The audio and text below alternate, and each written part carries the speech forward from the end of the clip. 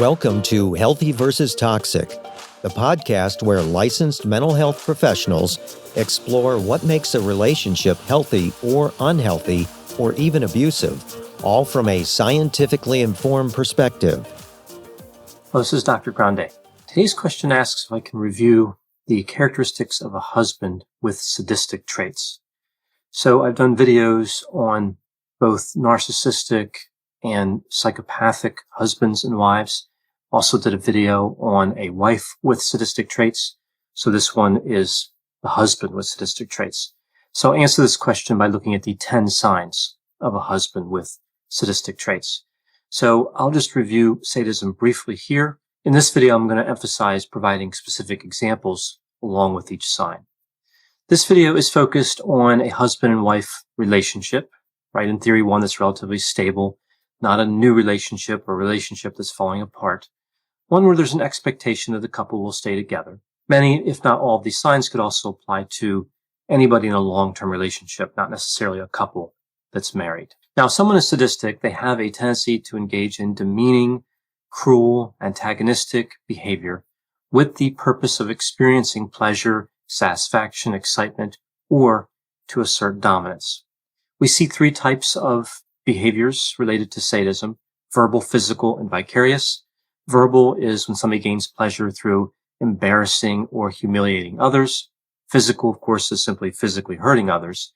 And vicarious is when somebody gains pleasure through fantasizing or watching violence. Now getting to the 10 signs of a husband with sadistic traits. Having one or more of these signs doesn't necessarily mean somebody is sadistic. Rather, these signs are simply associated with the construct of sadism. The examples I'm using in these signs are from my clinical experience, direct and indirect. Examples of indirect would be like supervising and consulting, as well as from trainings and from the research literature. So sign number 1 of a husband with sadistic traits, and from this point on, I'll just refer to this husband as husband and not say the whole thing each time. Sign number 1 is to be domineering and threatening. The husband is always getting his way. He wants the wife to know he's in charge, and he responds strongly to any challenges. So we see overlap there with narcissism, and I'll get to that in a few moments. So this husband makes forceful, direct statements. He uses a lot of eye contact in an effort to be intimidating, and he really dares the wife to challenge him. Often this husband is willing to follow through with his threats, so there is a violence risk here, particularly if he's challenged in public, although he may wait later on to exact his revenge, but not always. Sign number 2, the husband is angry when the wife talks to others. Now, not just talking in general, but specific situations. So say the couple are talking to neighbors, and the wife is telling a story about her husband, perhaps a story that's not flattering to him, maybe a little embarrassing. He might give the wife an angry look, and later he might accuse the wife of talking about their business to other people and trying to embarrass him. He might also accuse her of trying to gain sympathy, even if it's just an innocuous conversation, like she was reaching out and trying to get support from the neighbors. We see a theme here of the husband trying to block any avenues for the wife to get support. Again, whether she's trying to get that support or not, he's very vigilant about that topic. Sign number 3, the wife is never good enough for the husband. He likes to keep her insecurity level high. He does this to cause pain, but also to establish and maintain dominance. So a few examples here. The husband is highly critical of the wife's appearance. So an example I've seen a lot is the husband makes criticisms about the wife gaining weight. Now, of course, this is an unheard of behavior. Some husbands point out weight gain out of genuine concern or because they find the extra weight unattractive. Now, this isn't necessarily polite, but it's not sadistic at that level. It's sadistic when it's not done to cause a change in appearance. It's not done for like a pro-social reason, but rather to make the wife feel insecure, to make her believe that her husband is the only one that would tolerate her appearance. So again, this is really just to maintain that dominance. He doesn't necessarily want the wife to improve her appearance, lose the weight, whatever it is. He wants to make sure that she understands that he's better than her, that she's lucky to have him. That's actually kind of a central mission or goal of the husband with sadistic traits. Another example is the constant threat of infidelity. And again, going along with this theme, I can do better. I have options. You don't have options. You'll never find someone as good as me. And the husband may fall through with an affair to prove his point. And he usually won't make too much of an effort to hide the affair. Because again, the wife finding out is important to maintaining her level of insecurity, her high level of insecurity. Sign number 4 is no reprieve. So this is more about the pattern of behavior as opposed to any specific behavior. This is when the husband acts in a sadistic way continually. He wants to keep the wife on the defensive, wear her down. It's a war of attrition. He wants the wife to stay afraid and tired. 2 really key points there for the husband with sadistic traits. In a marriage like this, there are no good times or maybe few good times. Again, the pressure is fairly constant. These sadistic acts often take the form of daily habits. For example, coming home from work and expecting the wife to be there, whether she works outside the home or not. The wife may rush to get home from her job or other activities because she's anxious about it. She's anxious about the sadistic tactics that will occur if she's not there on time. So again, she may rush, and I've seen this to the point where the wife accumulates moving violations, right? She's speeding on the way home and being somewhat reckless, and she gets tickets. We also see with this one, the no reprieve, the husband is unmoved by pleas for compassion. So he will not relent even when the wife points it out and asks for a break from the behavior. He may even call those pleas manipulative toward him. So the wife is trying to manipulate him by getting a break from his bad behavior. That's the poor logic the husband tries to promote. Sign number 5 is personality. We see that sadism tends to co-occur with other personality traits, specifically psychopathy, like high factor 1 psychopathy, lack of empathy, being callous, unemotional. We see narcissism, like grandiose narcissism, being self-centered, manipulative, having a sense of entitlement, and Machiavellianism, so being cynical and opportunistic. These 3 traits together, along with subclinical sadism, are called the dark tetrad. Now, we also see the dark triad talked about in the research literature. That's just psychopathy, narcissism, and Machiavellianism. So there's really 2 theories there. Dark tetrad, the 4 traits, and dark triad, the 3 traits. In both theories, sadism is really there, though, because in the dark triad, sadism is a part of psychopathy and narcissism. In the dark tetrad, sadism is separated out into its own construct. Sign number 6 is limiting access to resources. This is not only sadistic, but it really goes in line here with this whole dominance and control piece. So I've seen many examples of this, just a few. Complaining about money. For example, the husband might say that he takes care of the money. This is his area. He keeps his paycheck and he keeps the wife's paycheck, and he allows her to have some funds. That's how he thinks about the money situation. He's really in control, and he's being generous for allowing her access to money. So this is really, again, control and humiliation oriented. I've also seen it used in the area of education, and this is one of the more, I think, significant red flags around sadistic behavior. So there may be a situation where the wife wants to go to college or return to college, and the husband might say, "Why do you need to do that? What are you going to do with the degree? Do you think you can get some sort of fancy job just because you have a degree?" And we see that if the wife does go to college, say, the husband becomes increasingly irritated with every credit that she earns, with every completed course, as she gets closer and closer to completing a degree. And he makes an effort to sabotage her education, cutting off the money, demanding attention during her study time. Education provides power and choices, and those are 2 things the husband does not want the wife to have. Sign number 7 is blaming the wife for everything that goes wrong. So if the husband loses his job, he says to the wife, "You should have been more supportive. If he forgets to pay a bill, you should have reminded me to pay that bill." He enjoys seeing the wife worry. He wants her to feel pain. So we see this phrase, share the joy. The husband with sadistic traits is really about share the pain. So with the sign, the husband essentially takes no responsibility for any of his bad acts. So there's a few components to it, not only the sadistic component, but also a narcissistic component there. Sign number 8 is the husband takes pranks too far. And I've seen this many times. When the pranks go too far, and the wife gets upset, he blames the wife for being too sensitive. We also see a really poor selection of pranks, just bad judgment.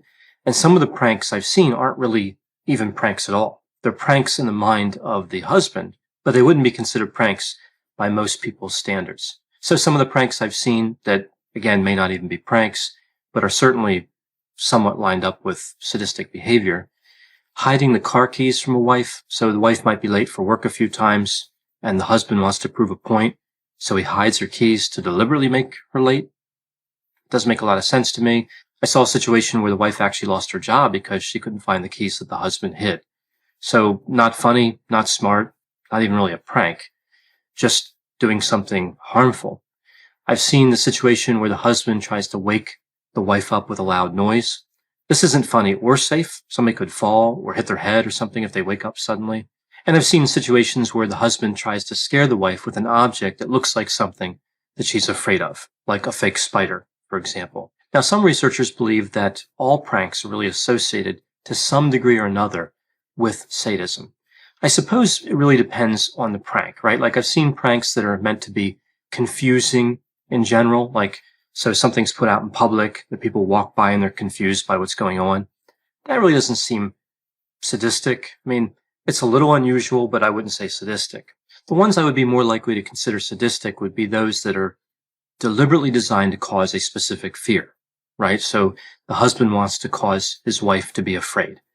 That really just seems destructive. I don't really see the humorous component in that. And that's where I think a lot of these researchers kind of line up with thinking about pranks as sadistic. Sign number 9 is parental alienation. And we often think about this term in the context of a custody dispute. So two people are separated, they're getting divorced, say, and the husband will try to turn the children against the wife, or the wife will try to turn the children against the husband. Usually when we think of the term parental alienation, we see accusations of the wife trying to turn the kids against the husband. But here, of course, I'm talking about the husband's behavior, and I'm talking about a situation that would involve separation or divorce.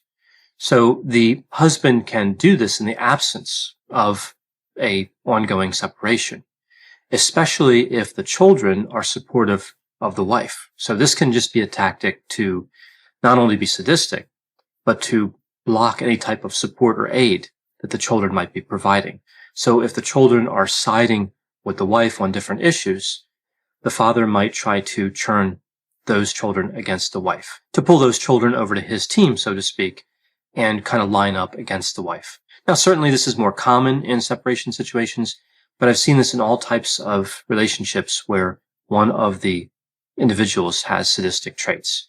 So it's kind of a common tactic that we can see across many phases of marital relationships. So now moving to sign number 10. This one is when the husband is dominant in terms of physical intimacy. So he's demanding when it comes to sex, not only the frequency, but the type. So the husband is dominant, forceful, and gets pleasure through pain or humiliation. So in a sense, he's not indifferent to how the wife feels. He deliberately wants the wife to suffer. This is one of the more disturbing elements of the husband with sadistic traits. And I've seen this many times, many examples of this through my clinical experience and those other areas I talked about, like trainings and what we see in the research literature. Now, I know the argument that could be made here is that, well, what if the two people are consenting? Well, if somebody behaves dominant in a consensual situation like that, the individual could still be sadistic. So in this example, the husband could still be sadistic. Just because it's consensual doesn't mean that there's no sadism anywhere in the situation. Obviously, there are some situations where people kind of play roles in terms of physical intimacy, and it can be healthy and a kind of a normal part of their relationship. But sometimes it can be unhealthy, and it can be difficult sometimes to differentiate these behaviors, just like the behaviors around pranks, right? A lot of couples play pranks on one another. A lot of husbands and wives might do this with the pranks, but you really have to look at the motivation behind it and also the end result and how the person responds, right? How the potential victim responds to that behavior. Do they think it's funny?